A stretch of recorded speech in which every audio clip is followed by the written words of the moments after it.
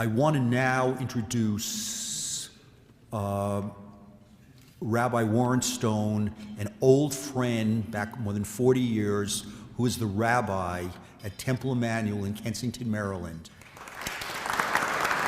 Very good, man.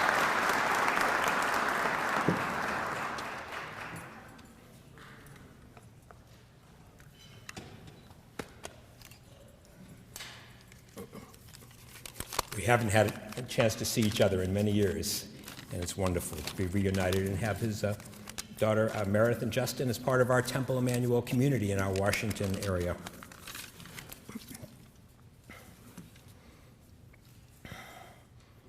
Most distinguished, honest guests, congressional leaders, Makor Chaim, God's source of all life, Ribono Shel Olam, we gather now for this historic moment commemorating the 100th anniversary of the Albanian independence from Ottoman rule, acknowledging the courage and heroism of the Albanian people, Christians and Muslims, to rescue the entire Jewish population of Albania during the darkest years of the Holocaust. We're grateful to the Albanian American Civic League and the leadership of Congressman Joseph Diergardi and Shirley Korsdiaradi and Ron and Karen Retner, and many guests of honor. Thank you, God, for our food, for our sustenance, for the bread of the earth. May the spirit and courage of human freedom and heroism live within us, uplift us as we face our common futures. Amen.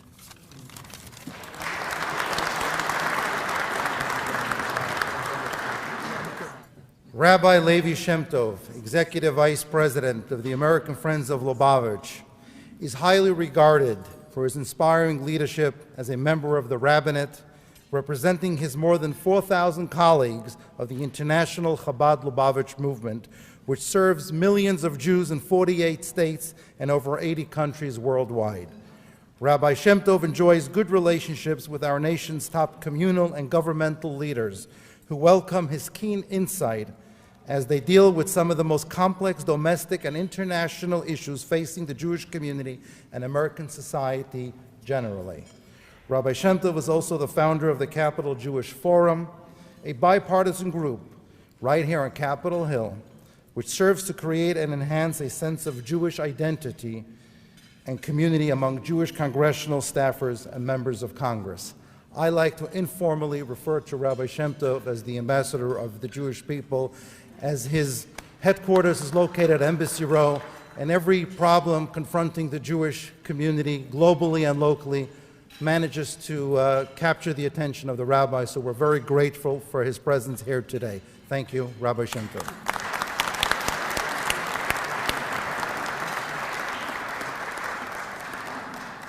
Thank you, Ezra. It's always wonderful to be with such wonderful people, the Chairman of the Conference of Presidents, members of Congress, and rabbis, and diplomats, people from all over the world. And it's an honor to be in a room that honors a society that rose to the highest level of decency during a time when the worst viciousness in our history was perpetrated. I'm happy that Chairwoman Ileana Ros-Lehtinen came to speak today, because Ileana, as you head out, I want to tell you that you mirror a biblical figure. As you know, Ileana has a very strong Jewish heritage, and our ancestor Jacob, we are told that when he left Beersheba, went to Haran in biblical times. So Rashi, the classic commentator, doesn't understand why we have to know his departure point if the main thing is where he was going. And he answers that when a great figure, a very spiritual or great sagely figure, a sacred figure leaves a place, then their majesty and their glory go with them. And therefore the place where they leave feels the void. So Ileana is stepping down after this Congress as chairwoman of the House International Relations Committee, a reign during which anyone approaching the Hill knew two things. Don't say anything nice about Castro, don't say anything bad about Israel. And the So Ileana might be leaving the chairmanship of that committee, but she's still here, a force of nature, and I just want to wish you all the blessings going forward.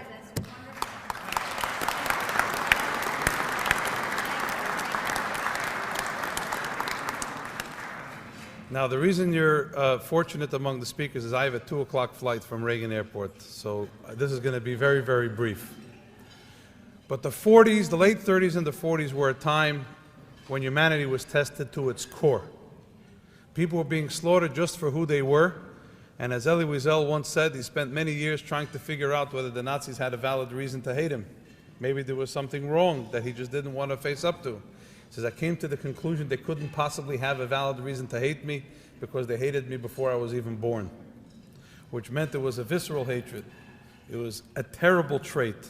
And in that time, there were people that rose to the level of heroic valor, which was only recognized many, many years later. But I was just in the meeting with a senator who said that Albania may be one of those places that had more Jews after World War II than before, because the people of Albania saw a chance to rise above and beyond the call of duty, which would be to just protect yourself and not participate in the horror, and save so many people from it.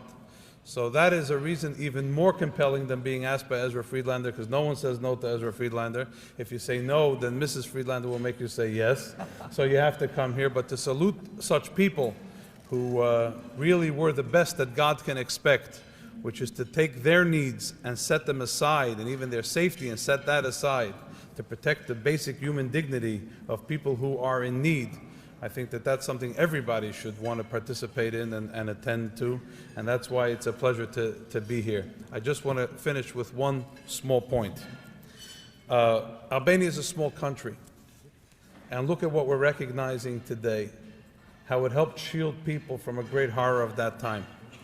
We, the great nation of America, are living in an age when there's another threat to the Jewish people, and one that is so difficult to deal with. I'm not sure which one is more of a struggle, because in the late 30s and early 40s, people hadn't seen genocide before on such a scale, so they didn't realize what was happening until maybe it was too late to do something about it. But in today's threat, and of course I referred to Iran, we see a hegemony that's forming and growing, and we in America are strong enough to do something about it, but maybe we're being a little bit too patient and we're not listening to the lessons of history. And those who don't listen to the lessons of history are doomed to repeat it. So I just take my lesson again from the Torah. Jacob had to face his brother Esau, who was evil and tried to destroy him. Of course he prayed. Of course he had gifts to give him to make peace, but he also prepared with strength. So today we salute the United States of America, we salute the courage of the Albanian people, and we salute the eternity of the nation of the Jewish people. Thank you very, very much. Thank you, Rabbi. Thank you. Now, we have Rabbi Joseph Potasnik. He's the Executive Vice President of the New York Board of Rabbis. You may sometimes listen to him on radio, very outspoken. I've gotten to know him. He's someone who's aggressive, he's an advocate, understands the Albanian people. Rabbi, thank you so much for being with us today. You honor us with your presence. Say a few words, yes. Thank you. Hey, how are you? Thank you, Mrs. Lantos, Joe and Shirley.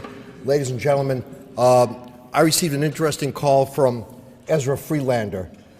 He said to me, Rabbi, do you believe in free speech? I said, Ezra, I certainly do. He said, good, I want you to come and give one. Thank you so much. Let me say to all of you here that I'm a child of Holocaust survivors. So, firstly, I come to say thank you. Secondly, I want you to know that when my parents arrived in Lynn, Massachusetts after the war, having lost 5 children, the first group to reach out to them were the nuns of St. Mary's Church. Now, they did that because of their moral code. They didn't do it because Catholic, Jewish, they did it because it was the right thing to do. You reached out to Jews because of Bessa, because it was the right thing to do. So yes, we talk about different faiths, but ultimately it is the decent of all faiths who must stand together against the indecent of all faiths. So when you ask someone after the war, why didn't you do anything? The person's response often was, well, what can I do? When you ask someone from Albania, Why did you do what you did during the war? The response was, what else could I do? Big difference. So thank you so much. We come here today, and very often we as Jews say what? Am Yisrael Chai, may Israel live. I'd like to add to that today, Am Albania Chai, may you also live together with us. Thank you so much. We have with us Professor Richard Stone. There is a fabulous organization called the Conference of Presidents of Jewish Organizations of America. I think there's probably over 300. Close enough? Okay. All right. Well, he's going to be speaking, but I wanted you to see a clip of me and Malcolm Hoenlein, who is the, I guess he's the executive vice, or the chief operating officer of the conference. Professor Richard Stone is the chairman of the board. But it so happens that Malcolm came with me to Israel in 1985 when he was the head of the Jewish Relations, the Jewish Community Relations Council, I believe it was, in New York, and we were there, and it was right in front of Yad Vashem.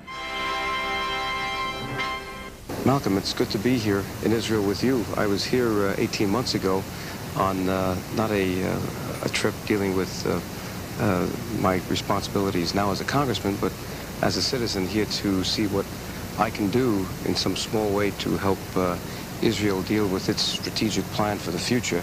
Being here at the Yad Vashem, I guess, is a good place to focus on the importance of Israel to the world, not only to the Jewish community in the United States or where I am in Westchester County, but to the fact that a very important part of Israel is the fact that we have here a memorial of man's inhumanity to man, at least here at the Yad Vashem, that in history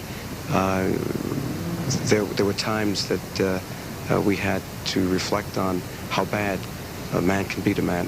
I think you're quite right that this is a fitting starting point. I think to understand Israel, to understand the commitment of Jews around the world and of non-Jews who understand what happened 40 years ago, the silence of the world in the face of the destruction of 6 million Jews and millions of others, seeing the depths of depravity to which human beings could sink in their hatred of others.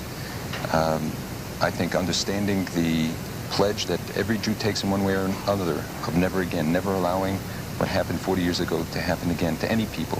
And Yad Vashem stands as a memorial not only to the 6 million Jews who died, but as a constant reminder to all people and as a living reminder. And when one goes through there, one can relate to it and see himself or his own family, God forbid, going through the same thing. Thank you, Malcolm Hoenlein. Now for Professor Richard Stone. And by the way, there's been almost too much mention of Joe and Shirley here. Sure, this is a labor of love for us, but we have a board, and 90% of them are in this room, and they'll be introduced very shortly, okay? But right now, Richard Stone. Thank you, Joe. And ladies and gentlemen, let me say first, I'm very used to being upstaged by Malcolm Hoenlein, but not when he's not even in the room, and not when he's 25 years younger. And so to slightly compensate for that, I'm simply going to say Joe looks the same 25 years later. Malcolm looks very different, I assure you. The organization that I am chairman of, and Malcolm Hoenlein is the extremely well-known and outstanding CEO, the Conference of Presidents of Major American Organizations, is the umbrella that represents 51 major American Jewish organizations and really represents the organized American Jewish community in international affairs and relations with most of the world. I'm here today solely, come from New York, we'll go back to New York, I'm here solely to attend this occasion. And I'm telling you this not to ask for your gratitude, but simply to give you an idea of how significant I think this celebration of the 100th anniversary of the independence of Albania is, and to bring you greetings from the entire American organized Jewish community.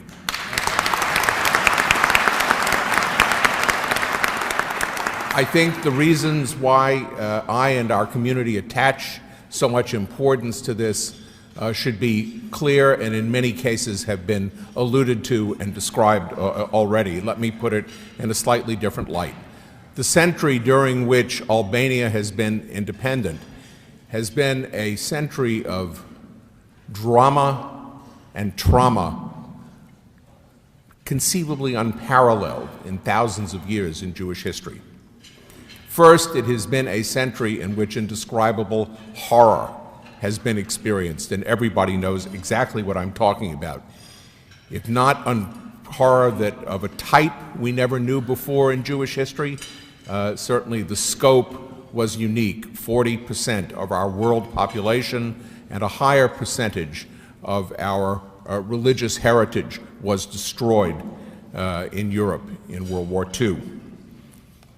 We have, as you well know, looked for the perpetrators and continue, as they go into their late 90s, to look for the perpetrators of this horror, not in order to have vengeance, but in order to do everything we can to publicize what happened and to make sure that it won't happen again to Jews, to Albanians, or to anyone else.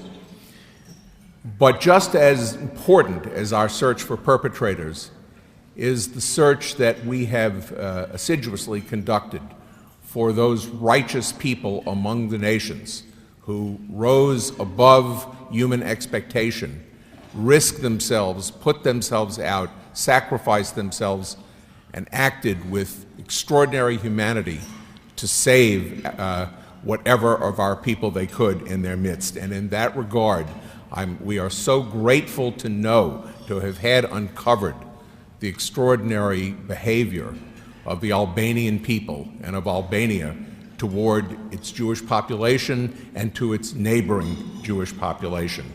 The fact that Albania has been called a righteous nation by Yad Vashem, that 69 individual Albanians have been named as righteous people of the world in an official recognized capacity, is itself a reason to come here no matter how tired I may happen to be.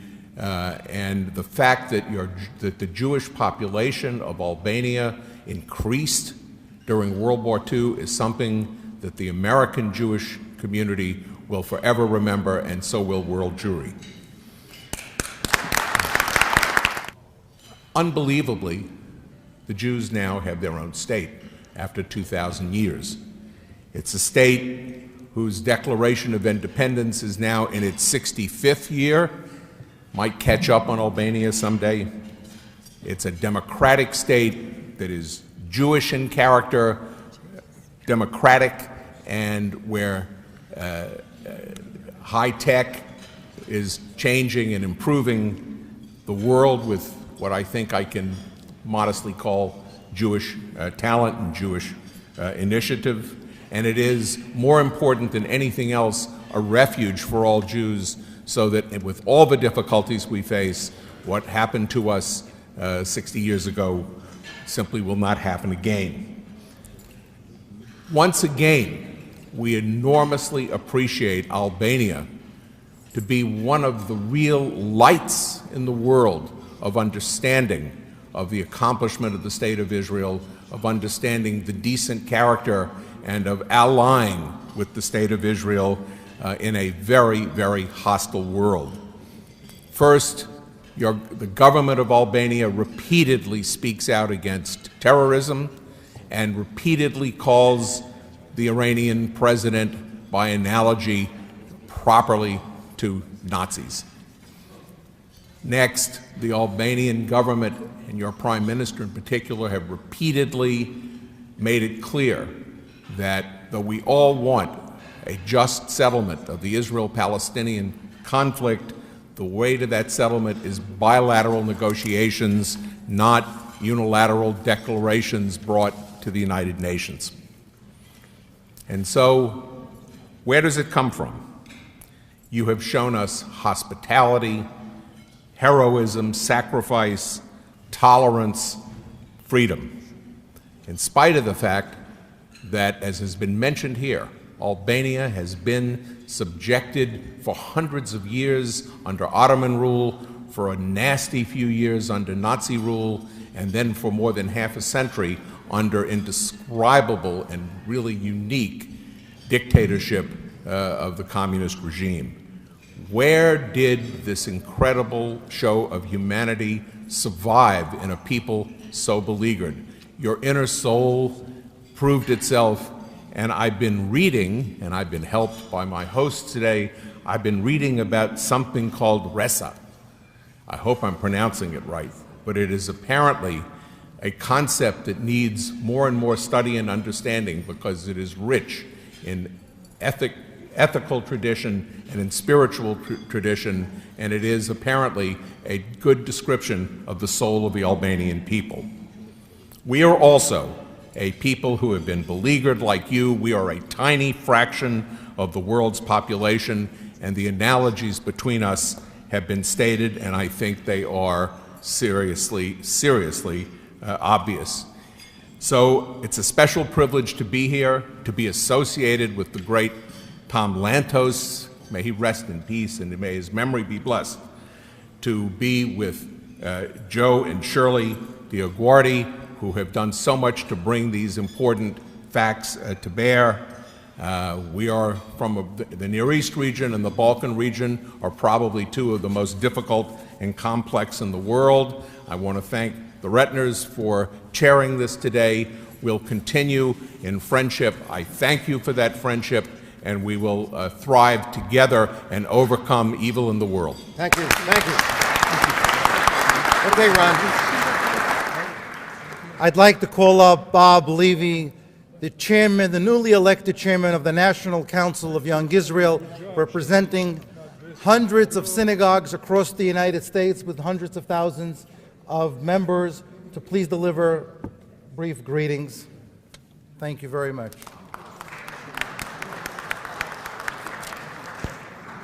Thank you so much, Ezra. And I do want to thank the Congressman Diaguardi and Mrs. Diaguardi for the tremendous work they did to put this together and to bring the struggle of the Albanian people and actually the tremendous efforts of the Albanian people to the foreground. On behalf of the National Council of Young Israel, which represents 25,000 member families from around the United States, we want to offer the collective congratulations to everyone in this room on your 100th anniversary from liberation of Ottoman domination. I might also say that 1912 was also the centennial.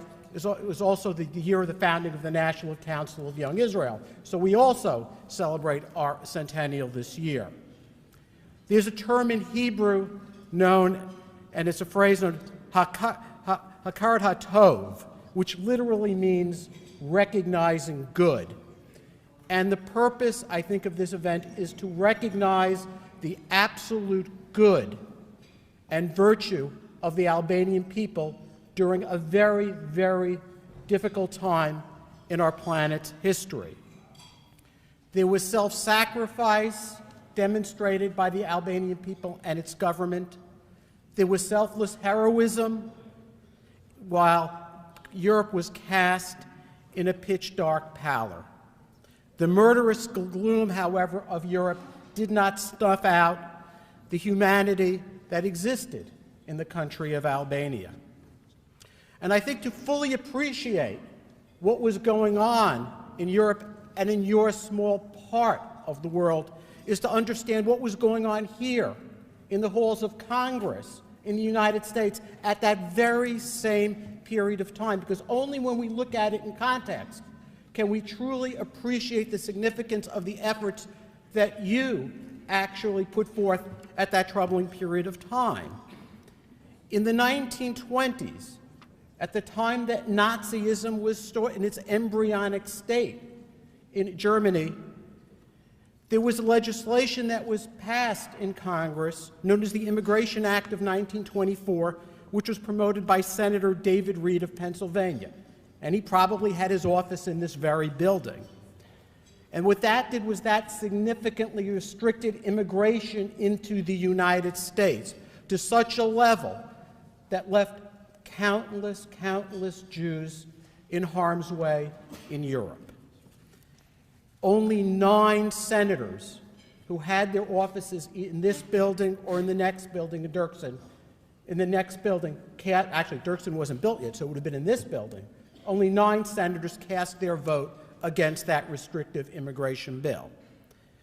In 1939, there was something known as the Wayne Rogers Immigration Bill, which would have permitted 20,000 Jewish children under the age of 14 to come to these shores. That was defeated. So I think to fully appreciate what Albania did, one had to look at our country and what we did not do. So thank you, Albanians, for what you did. My father and grandparents emigrated from Germany in 1938. They were lucky enough to have a relative here who was able to secure them visas. I think of what would have happened had they not been able to emigrate there, to here. Would they have been able to get in Albania? I don't know. What would they have done? Where would they have gone? Where would I be? I don't know. Israel did not exist at that point in time. So only because that there was safe haven in a place like Albania were countless Jewish souls saved. There's a saying in the Talmud, and it's almost cliche, and I think you've probably heard it.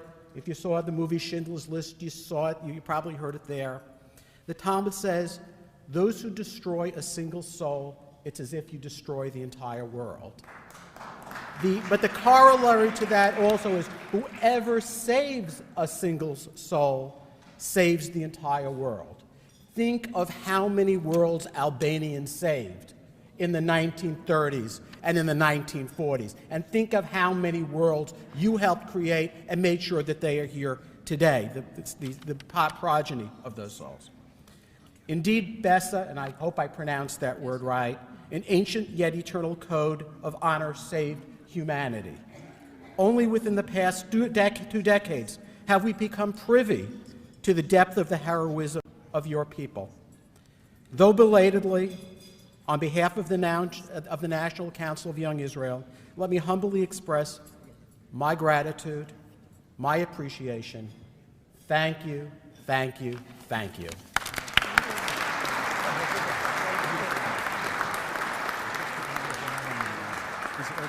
Let me tell you very quickly about Rabbi Gutman. He was Mayor Giuliani's rabbi.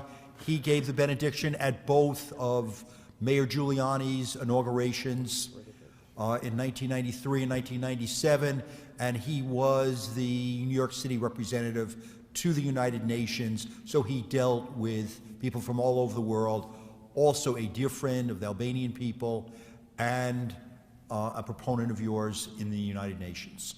I'm proud to introduce Rabbi Gutman out of sequence to give the benediction. Thank you so much. He has to catch a train. Thank you, Congressman. And I go back with the Congressman all the way back through our dear friend Ron Retner, also to the 80s, so we're all younger now than we were, right? Okay. Yes. Avinu Sheba Shemayim, O Father who art in heaven, first bless the Retners, the Oguardis, all the assembled here, all of the friends of the Jewish people, all of the friends of the Albanian people.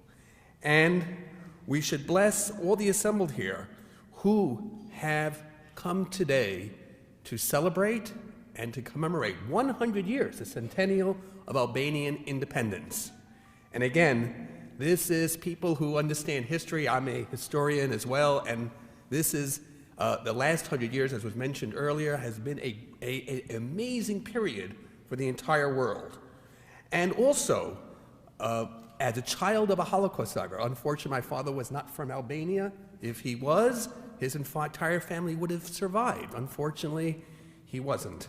My father, though, did endow me with the spirit to understand and to thank people that helped Jews during the Holocaust. And again, to learn more about the nation of Albania, which as a corporate whole basically saved all of its Jews. Again, no other nation did that. This, for me, I know my father, who is watching from the heavens, and my grandfather who perished in Auschwitz, who I am named after. They're watching this today and blessing all of the assembled here. So again, I say to you, thank you, God bless, and again, I know we're not ending the show right now, but nevertheless, Father in heaven, Avinu Shebashamayim, Ribono Shel Olam, please bless all the assembled here with long life and health for you and your families. Thank you. Thank you. Facing the Jewish community and American society generally.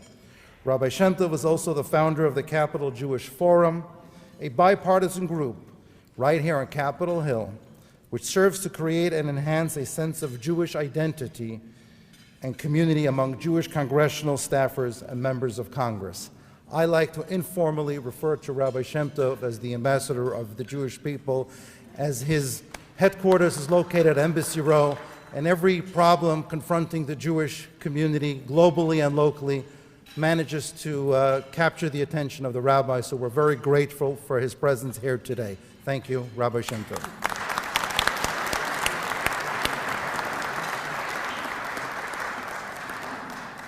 Thank you, Ezra. It's always wonderful to be with such wonderful people. For the bread of the earth, may the spirit and courage of human freedom and heroism live within us, uplift us as we face our common futures. Amen.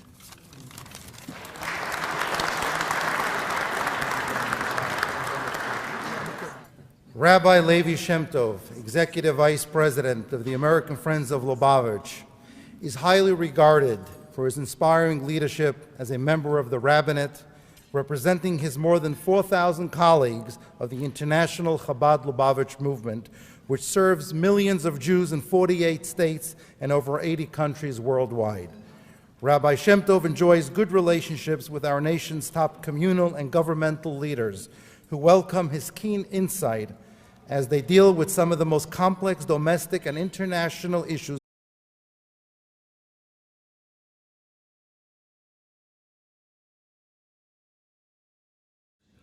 I want to now introduce Rabbi Warren Stone, an old friend back more than 40 years, who is the rabbi at Temple Emmanuel in Kensington, Maryland. Very good, man.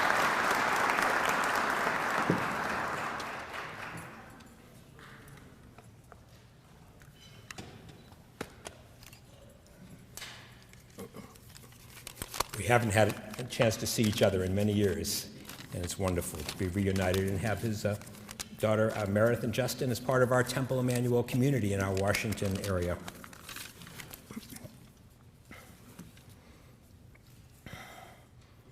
Most distinguished, honest guests, congressional leaders, Makor Chaim, God's source of our life, Ribono Shel Olam, we gather now for this historic moment commemorating the 100th anniversary of the Albanian independence from Ottoman rule, acknowledging the courage and heroism of the Albanian people, Christians and Muslims, to rescue the entire Jewish population of Albania during the darkest years of the Holocaust. We're grateful to the Albanian American Civic League and the leadership of Congressman Joseph Diargardi and Shirley Korsdiaradi, and Ron and Karen Vetner, and many guests of honor.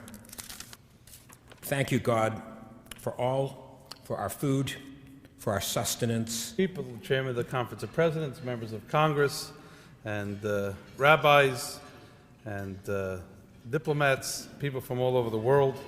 And it's an honor to be in a room that honors a society that rose to the highest level of decency during a time when the worst viciousness in our history was perpetrated.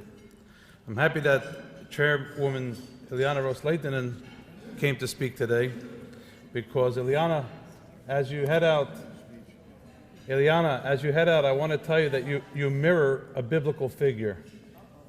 As you know, Ileana has a very strong Jewish heritage, and our ancestor Jacob We are told that when he left Beersheba, went to Choron in biblical times. So Rashi, the classic commentator, doesn't understand why we have to know his departure.